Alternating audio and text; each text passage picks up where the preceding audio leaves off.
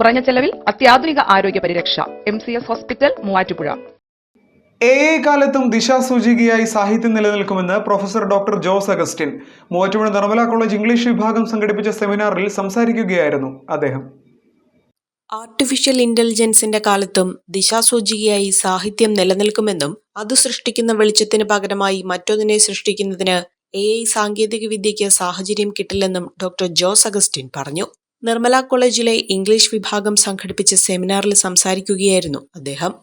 Post theory കാലം സാഹിത്യ നിരൂപണത്തെയും സമൂഹത്തെയും സ്വതന്ത്രമാക്കിയിട്ടുണ്ടെന്നും അത്തരം സിദ്ധാന്തങ്ങൾ സമൂഹത്തിന് ചിന്താ സ്വാതന്ത്ര്യം നൽകിയെന്നും അധ്യാപികയും ചിന്തകയുമായ ഡോക്ടർ കവിത ഗോപാലകൃഷ്ണൻ പറഞ്ഞു. സാഹിത്യവും സിദ്ധാന്തവും എന്ന വിഷയത്തിൽ സംസാരിക്കുകയായിരുന്നു ഡോക്ടർ കവിത.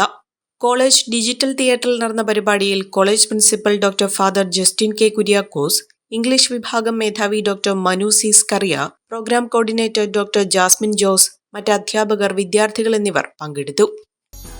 A1 textiles, Nehru park, Muvattupuzha.